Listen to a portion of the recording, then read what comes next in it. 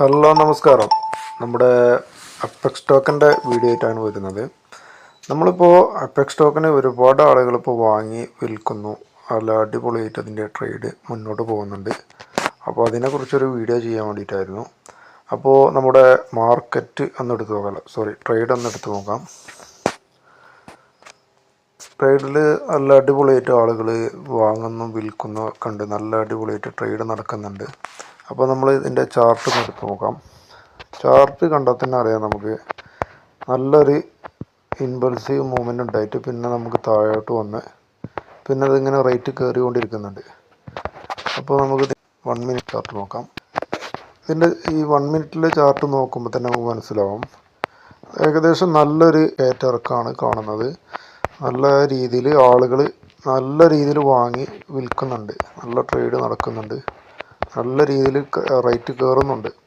ഇപ്പോൾ നമ്മൾ ഈ കോയിൻ മാർക്കറ്റ് ക്യാപ്പിൽ വന്നപ്പോൾ തന്നെ നമ്മൾ അപ്പെക്സ് സ്റ്റോക്കിൻ്റെ റേറ്റ് ഏകദേശം ഒരു കോയിൻ മാർക്കറ്റ് ക്യാപ്പിൽ വന്ന സമയത്ത് ഏകദേശം ഒരു 48 സെൻറ്റ് വരെ വന്നു റേറ്റ്. മനസ്സിലായോ?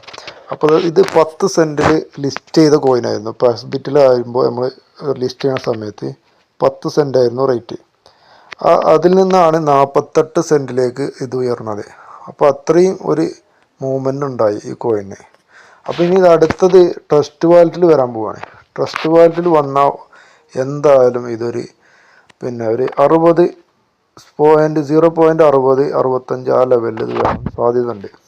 അത് ഉറപ്പാണ്. അപ്പോൾ എല്ലാവരും മാക്സിമം നമ്മുടെ ഈ കോയിന് വാങ്ങാൻ ശ്രമിക്കുക.